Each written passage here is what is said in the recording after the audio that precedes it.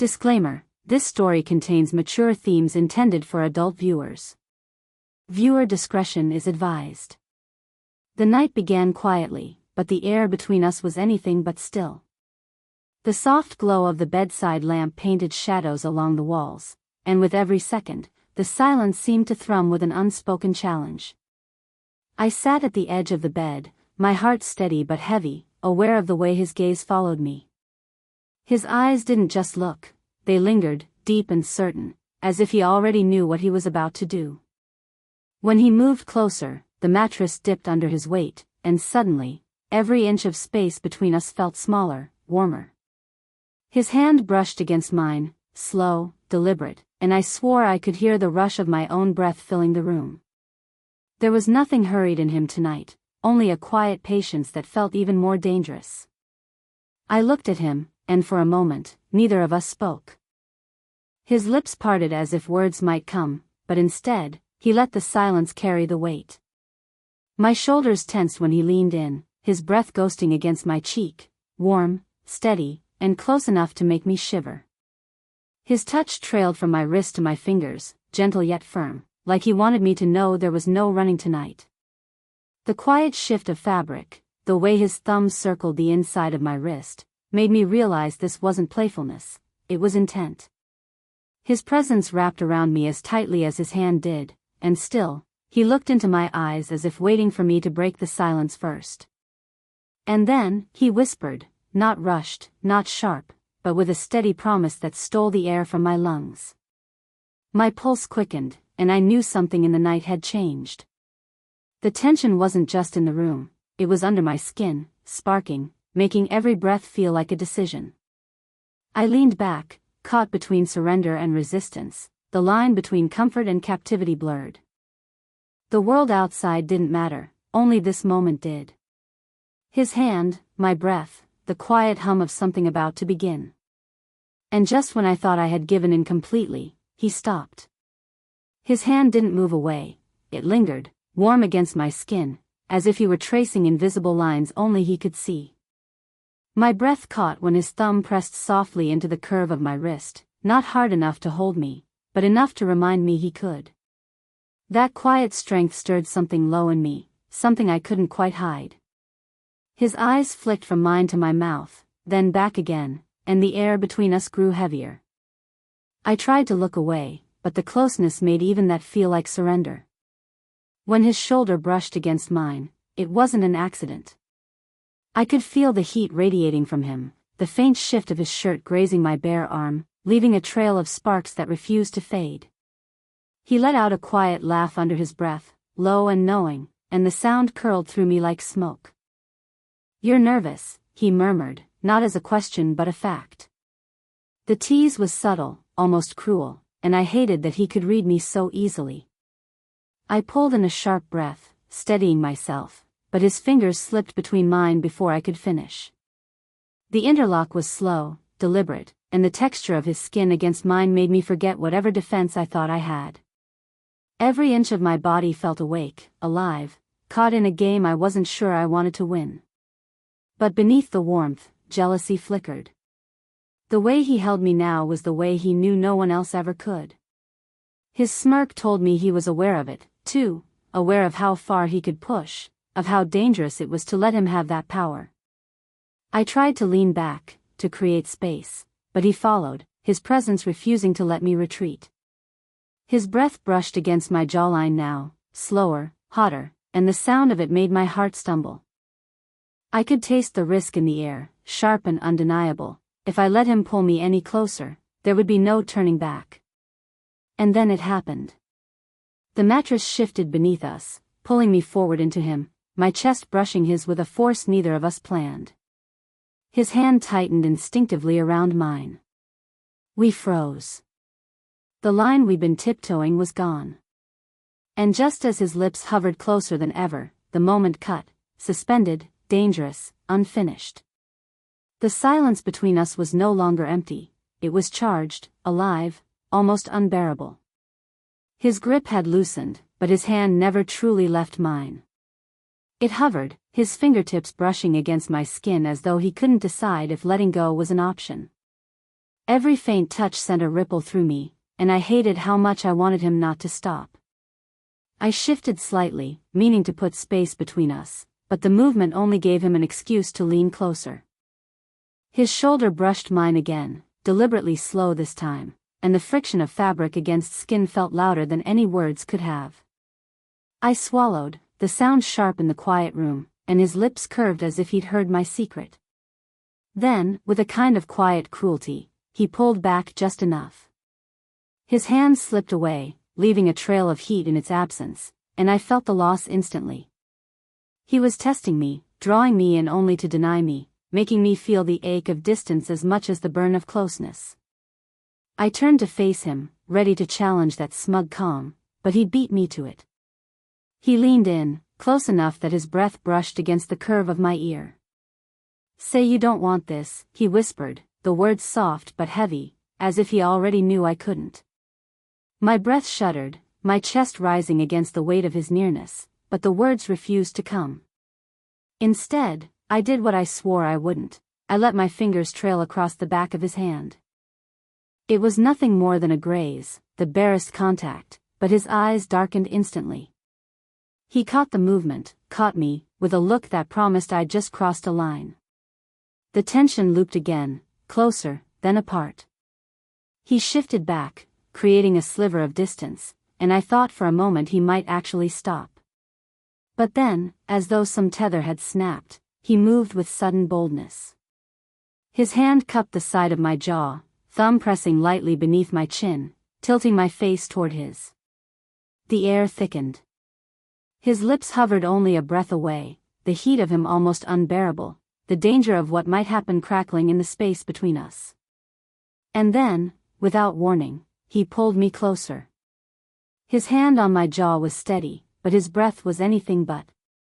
Each exhale brushed against my lips, uneven, heated, making it impossible to think of anything beyond the inches between us.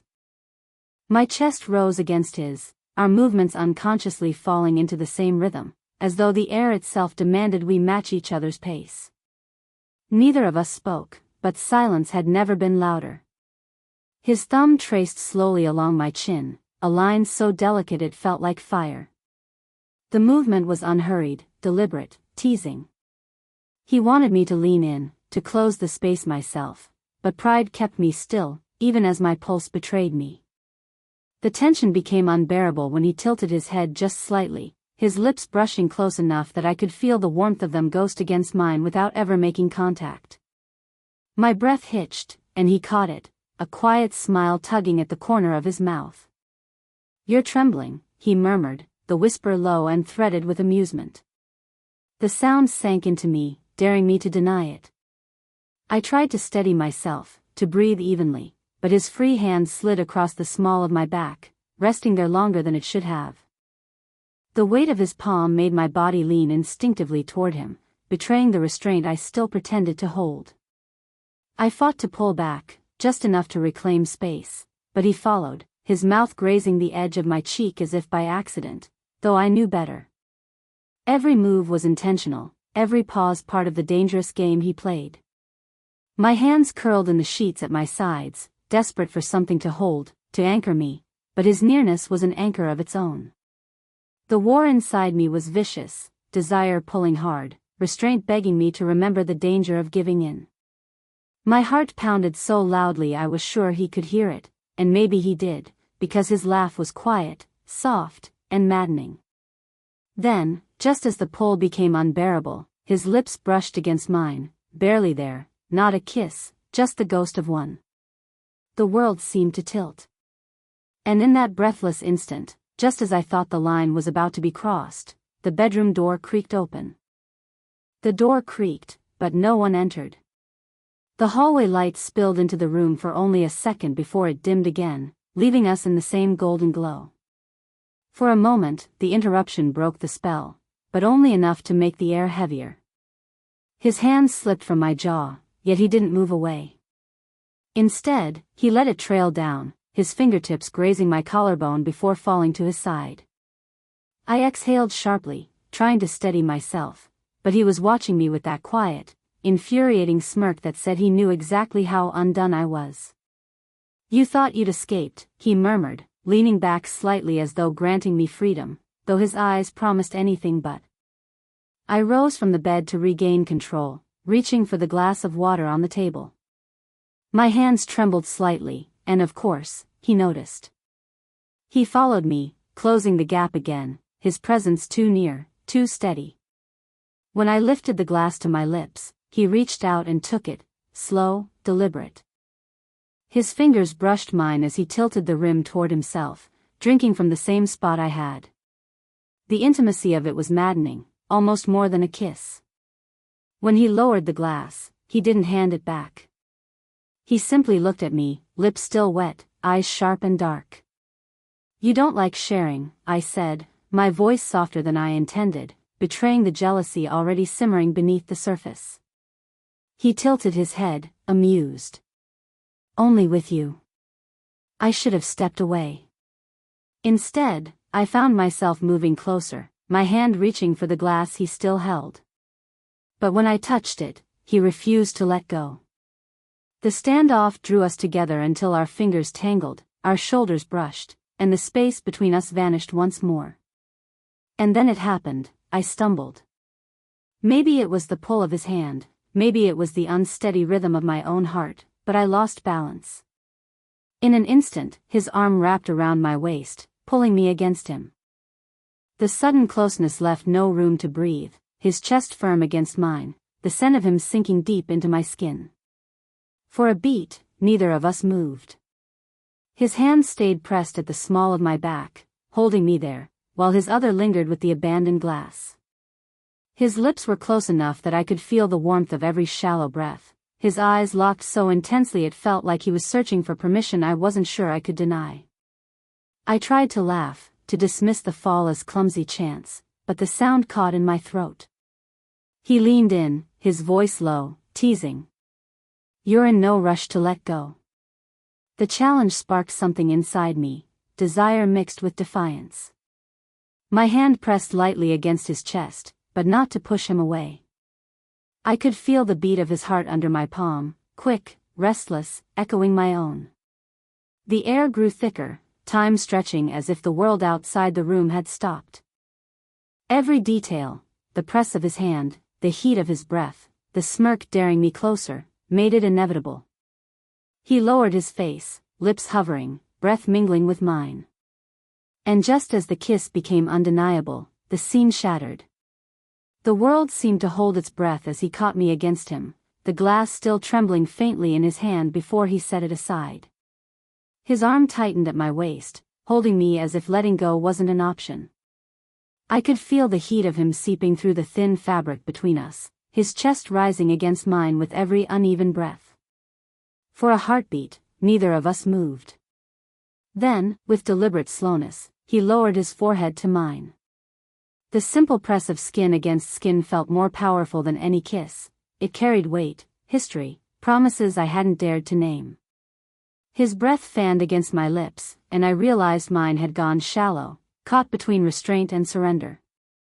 Say the word, he whispered, the words ghosting into me, trembling with both challenge and plea. I closed my eyes, letting the moment wash over me.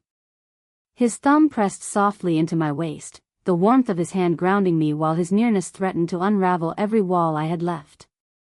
The war I'd been fighting, the tug between danger and desire, collapsed under the sheer gravity of him. I didn't speak. I didn't need to. My silence told him more than words ever could. And so, he leaned in, not with urgency but with reverence, his lips brushing the corner of mine, soft, tentative, a taste of everything he had been holding back. It wasn't a kiss meant to claim, it was a kiss meant to promise. The conflict broke in that moment, replaced by the certainty that resisting him had never been the real battle. The real fight was admitting how much I wanted to be caught. But just as the tension released, another current slipped beneath it. His voice was low, almost too low to hear, but the words cut through me. I wasn't going to let you leave tonight, not after what I found. My eyes opened, confusion snapping me back. He didn't explain, not yet, only smiled with that maddening, knowing curve of his lips, the kind that held secrets too heavy to ignore. The air thickened again, desire tangled now with suspicion, and before I could demand answers, his mouth brushed mine once more, silencing me with heat and questions all at once. The night wasn't over. It had only just shifted. The room was still, though my pulse hadn't slowed. His forehead rested against mine a second longer before he pulled back, just enough for me to see the glint in his eyes. That smile, half secret, half promise, told me he wasn't finished, no matter what words might pass between us. His hand lingered at my waist, warm and steady, before it slid away, leaving behind the memory of his touch. I should have felt relieved at the distance, but instead, I felt the ache of it immediately, like something unfinished.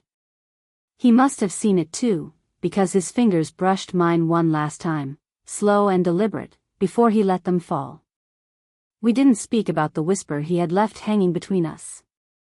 Instead, silence carried us forward, but it was a different silence now, thicker, heavier, filled with meaning. I sat back on the edge of the bed, trying to catch my breath, while he remained standing, watching me as though memorizing every detail. When he finally moved, it wasn't with grand gestures but with something softer. He sat beside me, shoulder to shoulder, letting the quiet do the work words couldn't. His hand reached for mine again, not to restrain this time, but to simply hold. The comfort of it, mixed with the tension that never truly left, made my chest tighten in a way I couldn't name. "You know this isn't over," he said, his voice low but steady. I turned, meeting his eyes. There was no fear in me anymore, only the acceptance of something I had tried to fight. The connection between us was undeniable, and though the night had left me shaken, it also left me certain. I leaned into him, my head resting against his shoulder. His arm wrapped around me slowly, deliberately, and the embrace was both tender and possessive. It was an ending, yes, but also a promise that the story had only just begun. The lamp flickered, shadows bending across the walls like the beginning of another secret waiting to be told. And in his lingering glance, in the way he held me just a little tighter, I knew the opening line of this night's story was destined to circle back again.